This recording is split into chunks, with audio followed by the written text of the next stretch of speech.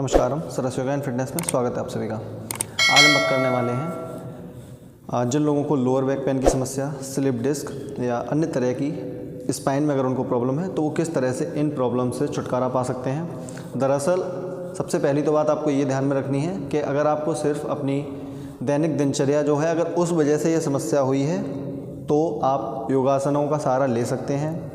अन्यथा की स्थिति में, जैसे कि अगर आप किसी दुर्घटना से ग्रस्त हुए हैं, आप योगासन कर सकते हैं, लेकिन वो भी डॉक्टर्स या किसी योग चिकित्सक के देख रेख में ही इन सारी चीज़ों को करें। अन्यथा की स्थिति में अगर आप सामान्यतः आपको बैक में दर्द आ गया है या आपकी सिटिंग जॉब रहती है ज़्यादा, मतलब बहुत ज़्यादा समय तक आप बैठे रहते हैं, उस वजह से अगर आपको ये समस्या है तो आप योगासनों की सहायता ले सकते हैं। और फिर भी बेहतर होगा कि एक बार आप अपने डॉक्टर या योग चिकित्सक से ज़रूर मिल लें, उसके बाद ही ये सीरीज़ अपनाएं और सामान्यतः की स्थिति में आप ये कर सकते हैं। अब चूँकि आप चित्र में देख सकते हैं कि जिस तरह से हमारी ये स्पाइन है और इस स्पाइनल कॉर्ड में क्या होता है 32 वर्टिब्रेस जिन्हें 32 कशेरुकाएँ होती हैं। इनका आप पोस्चर देख सकते हैं जो कि आगे की तरफ कुछ इस तरह से बंद रहती हैं और पीछे की तरफ से थोड़ा सा ऐसे खुली हुई होती हैं। होता क्या है, अत्यधिक जब लंबे समय तक हम बैठे रहते हैं, गलत तरह से बैठते हैं, तो यही जो आगे की तरफ वैसे ये जो कशेरुका यानी कि वर्टिब्रेस आपके जो बंद होती हैं और ज़्यादा क्लोज हो जाते हैं, जिससे कि क्या होता है हमारा जो कि नर्व्स, जो कि तंत्र है, हमारा नर्वस सिस्टम है या जितनी भी हमारी बॉडी की जो नर्व्स हैं जो कि ब्रेन से कनेक्टेड रहती हैं, वो सारी पेल्विक रीजन से होती हुई स्पाइनल कॉर्ड पे कनेक्ट रहती हैं, नीचे से कनेक्ट रहती हैं। और ये एक तरह से ये पाइप होता है जिसे हम सुषुम्ना नाड़ी बोलते हैं। ये वर्टिब्रेस के बीच में एक होल होता है ऊपर से लेकर नीचे तक, वो बहुत ही एक बाल के बराबर होता है। उसी में से ये सारी नर्व्स ऊपर आती हैं, हमारे यहाँ ब्रेन में यहाँ पे पीछे कनेक्ट रहती हैं ऊपर आके।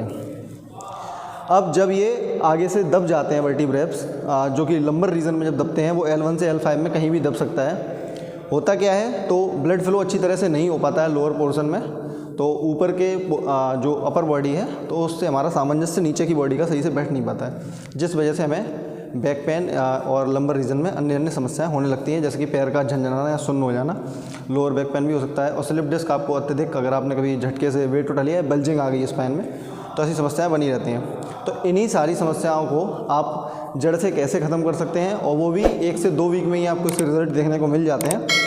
सामान्यतः ऐसा देखा गया है। और ये इस बात का विशेष ध्यान रखें, मैं बार बार बोल रहा हूँ कि अगर किसी एक्सीडेंटल केस की वजह से हुआ है, किसी दुर्घटना में अगर आपको स्पाइन में चोट आई है, तो आप अपने डॉक्टर से ज़रूर मिलें और सामान्यतः आप इस योगासन सीरीज़ को करें, आपको निश्चित ही लाभ होगा। तो चलिए अब शुरू करते हैं। तो इसी योगासन सीरीज़ में जो सबसे पहला आसन है वो हम करने वाले हैं ताड़ासन। तो ताड़ासन करने के लिए देखिए, सामान्यतः ताड़ासन क्या होता है, जिसमें हम अपर बॉडी को केवल स्ट्रेच मतलब ओवरऑल बॉडी को स्ट्रेच करते हैं। लेकिन यहाँ पे हम क्या करेंगे, अपर बॉडी को स्ट्रेच करने के साथ साथ में बैक अपर बॉडी पे ही ज़्यादा स्ट्रेच, यानी कि सामने फ्रंटल बॉडी पे ज़्यादा स्ट्रेच रखना है। और बैक यानी कि चेस्ट और नेवल के बीच की जितनी ज़्यादा हम गैपिंग कर सकते हैं उतनी करेंगे संभवतः, जिससे क्या होगा, हमारी स्पाइन जो है स्ट्रेच होगी आगे से। क्योंकि पीछे से मोस्टली क्या होता है, हम हमेशा आगे झुकने वाले पोस्चर्स करते रहते हैं, इसीलिए पीछे ध्यान नहीं देते, तभी इस तरह की समस्याएं आती हैं। तो देखेंगे करना कैसे है। सबसे पहले दोनों हाथों को सामान्यतः साइड से उठाएंगे, आप सर पर रखेंगे, श्वास भरेंगे।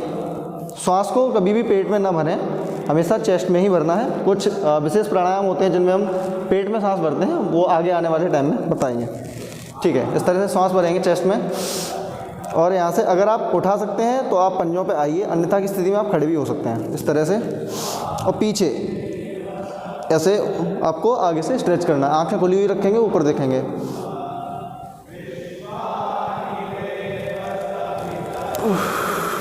श्वास छोड़ेंगे, वापस आएंगे। इस तरह से आप ताड़ासन कर सकते हैं। ज़रूरी नहीं है आप पीछे बेंड हो, अगर आप सिर्फ इतना बेंड हो सकते हैं, इतना तो होएं, और अगर ज़्यादा पीछे जा सकते हैं तो इतना, बहुत ज़्यादा पीछे भी नहीं जाना है, और श्वास भर के रखना है, और नीचे आते ही श्वास छोड़ देंगे, ठीक है। दूसरा जो आसन है वो है हमारा त्रिक ताड़ासन। त्रिक ताड़ासन में इस बात का विशेष ध्यान रखें, अगर आपकी स्पाइन एक साइड में क्या होता है, वर्टिब्रेस अगर कुछ इस तरह से आगे पीछे, अगर इस तरह से, अगर वो कि दाहिनी साइड में अगर झुकी हुई है तो आप राइट साइड में ज़्यादा स्ट्रेच करेंगे। अगर बाई साइड यानी कि लेफ़्ट साइड में ज़्यादा झुकी हुई है, कुछ इस तरह से है, तो आप लेफ़्ट साइड में, और अगर इस तरह से आपकी स्पाइन इस तरह से अगर मतलब नीचे के वर्टिब्रेस खिसक गए हैं तो आप अपोजिट साइड में वैसा स्ट्रेच करेंगे। एक्सरे में देख सकते हैं ये चीज़, आप ऐसे नहीं, मतलब ऐसे गैस नहीं कर सकते हैं कि आपकी स्पाइन किस साइड पर खिसकी हुई है, और वो जिस साइड में भी खिसकी हुई है उसका अपोजिट आपको थोड़ा ज़्यादा परफॉर्म करना है। अगर आप इसमें 20 सेकंड रुकते हैं तो अपोजिट वाले में जो कि आपको करना है उसमें आप 30 to 40 सेकंड जा सकते हैं। तो इसके लिए आप इस तरह से दोनों पैरों में गैप बनाएंगे अपनी कूल्हों के बराबर या कमर के बराबर, और उसके बाद में यही हाथ रखने हैं आपको सर पे, श्वास भरेंगे और इस तरह से श्वास छोड़ते हुए नीचे जाएंगे जितना हो। ध्यान ये रखें एल्बो इस तरह से ढीली ना पड़े, लूज़ नहीं करना है, कान से चिपके हुए आपके दोनों शोल्डर सही हैं और बैक इस तरह से झुकते जाएंगे। लेग्स स्ट्रेट, अपने नी कैप को टाइट रखेंगे जिससे कि आपकी क्वाड्स टाइट रहेंगे, और धीरे धीरे वापस आएंगे, श्वास लेंगे, रिलैक्स। ऐसे ही अपोजिट साइड में श्वास भरते ऊपर और छोड़ते हुए साइड में।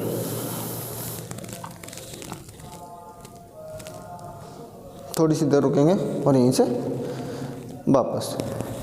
तो इस तरह खड़े होकर आपको ये 2 पोज करने हैं। देखिए ये या तो जिनको समस्या है उन लोगों के लिए, और दूसरा जो बिल्कुल बिगनर्स हैं तो वो इसको कर सकते हैं। बाकी का बैक के लिए एक अलग से सीरीज़ बनाएंगे। जो लोग यानी कि बिल्कुल स्वस्थ हैं वो लोग कौन से आसन कर सकते हैं या कौन सी एक्सरसाइजेस कर सकते हैं वो किसी और सीरीज़ में बात करेंगे। अभी सिर्फ हम यहाँ पे जिन लोगों को समस्या है उनके लिए ही बात कर रहे हैं। ठीक है, अभी हम आते हैं बैठ के या लेट के करने वाले आसनों की तरफ। यहाँ पे एक आसन आप और ऐड कर सकते हैं जो अगर आप लेट के नहीं कर सकते, जैसे कि अधोमुख सवानासन होता है, तो उसी का एक एक्चुअली में ये वेरिएशन है। तो इसे आप खड़े होकर भी कर सकते हैं। आपको करना क्या है, इस तरह से खड़े होना है, अपने दोनों हाथ ऐसे वॉल पे रखने हैं, और पहले तो अपनी स्पाइन को लॉक करेंगे ऐसे इनहेल करते हुए, और नितंबों को आप इस तरह से पीछे निकालेंगे।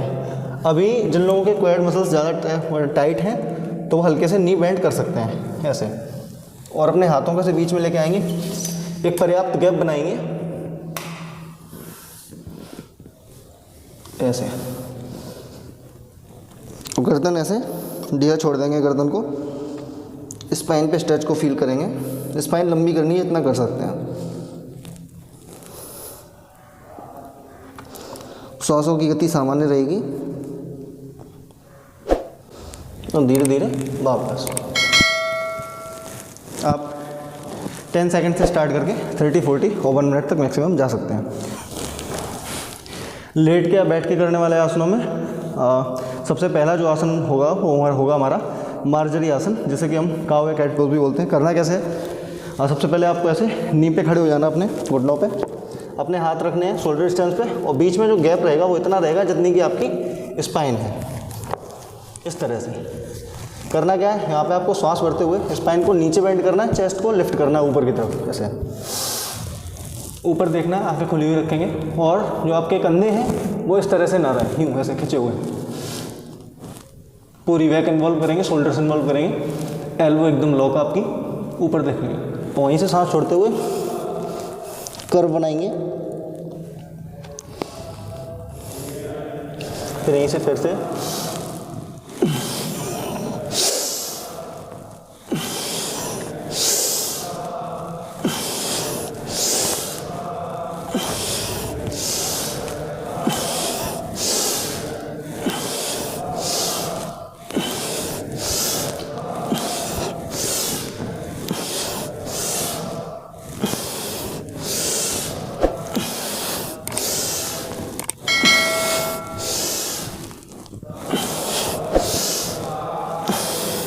रिलैक्स। स्लोली करना, हो सकता है मेरी स्पीड थोड़ी सी ज़्यादा हो, लेकिन अगर आपको प्रॉब्लम है तो आप धीरे ही करेंगे इसे।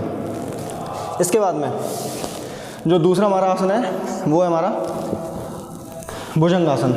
भुजंगासन में यहीं से आप लेट जाएंगे इस तरह से,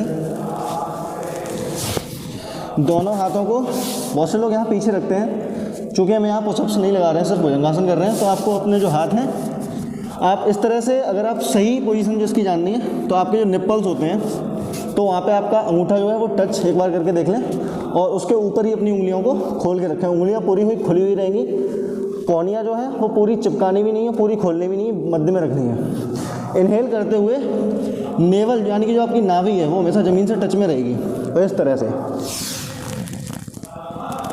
ऊपर देखना है, आँखें खुली रखनी है, सांस छोड़ते हुए वापस फिर से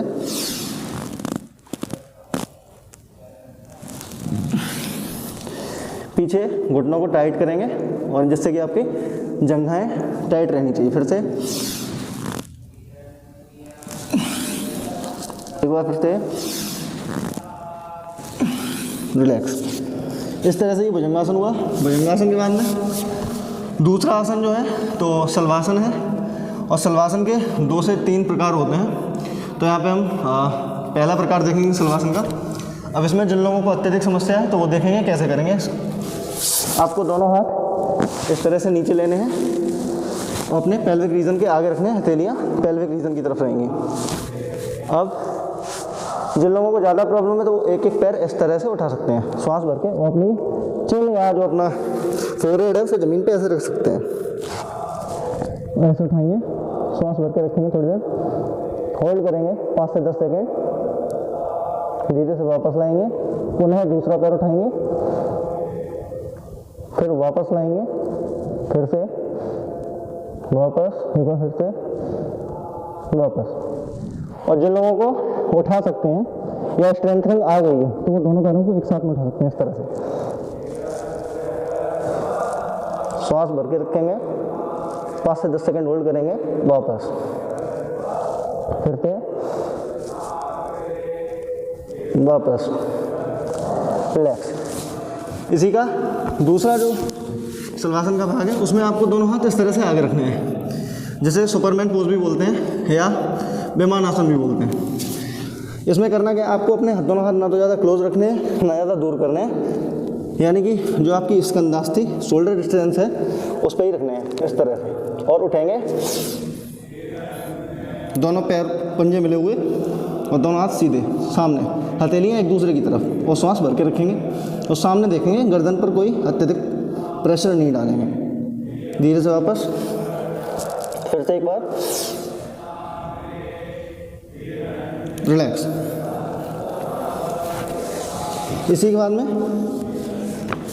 हमने बैक बेंडिंग यानी कि ज़्यादा लगभग में बैक बेंडिंग के ही सारे पोजेस थे, तो इसके काउंटर पोज होना बहुत ज़रूरी है, यानी कि आगे की तरफ बेंड। अब आगे हम वैसे तो झुकते नहीं हैं, मेडिकल साइंस इस बात को मना करती है, लेकिन योग इस बात की पूरी हामी भरता है कि अगर आप अपनी स्पाइन को नीचे से लॉक करते हैं तो आप आगे बैक पेन होते हुए भी झुक सकते हैं और ये बिल्कुल सेफ है। खैर वो बात हम बाद में करेंगे। अभी हम आते हैं यहाँ से अधोमुख शवानासन की तरफ, जो कि हमने वॉल पे किया था। अगर आप सामर्थ्य हैं तो आप इसे बैठ के भी कर सकते हैं। दोनों पंजे इस तरह से आपको रखने हैं, ज़मीन पे पूरा खोलेंगे। एक बात का विशेष ध्यान रखें, जब आपको बैक पेन है तो आपके पूरे पैर ये सीधे नहीं होंगे, अगर करेंगे तो आपको दर्द हो सकता है, इसलिए घुटने हल्के से बेंड रखेंगे। पैरों में गैप रहेगा आपके हिप्स के बराबर, और इस तरह से अपने आप को ऐसे स्पाइन को खोलेंगे।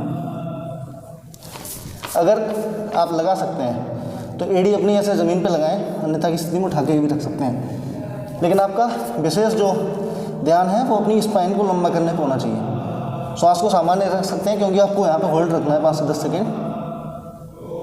धीरे से वापस। अब अंतिम आसन, यहीं पे इस तरह से घुटनों पे बैठेंगे, घुटनों के बीच में गैप बनाएंगे। गैप सिर्फ इतना हो कि आपका जो एब्डोमिनल एरिया यानी कि आप जो आपका उदर है वो आपके पेट के बीच में आ जाए। यहाँ पे दोनों हाथों का श्वास भरते ऊपर उठाएंगे, सामने झुकाएंगे, इस तरह से रखेंगे और सपोर्ट लेते हुए नीचे जाएंगे। विशेष ध्यान रखें कि आपके नितंब है वो आपकी एड़ियों से ऊपर न उठे, और इस तरह से अपनी बॉडी को नीचे करते जाएंगे। अगर आपकी चिन नीचे टच नहीं हो रही है तो आप अपने हाथों को कुछ इस तरह से लॉक कर रख सकते हैं, या एक के ऊपर ऐसे दूसरा रख के सपोर्ट दे सकते हैं, और कम से कम 30 सेकंड से लेकर 1 मिनट तक इस स्थिति में रुक सकते हैं। और ज़्यादा अगर खिंचाव लेना है तो आप ऐसे भी कर सकते हैं। दोनों हाथ रखेंगे, धीरे धीरे वापस आएंगे, रिलैक्स। तो आज की सीरीज़ यहीं तक, मिलते हैं नेक्स्ट वीडियो में किसी नए टॉपिक के साथ में। तब तक के लिए धन्यवाद, नमस्कार, जय हिंद, जय भारत।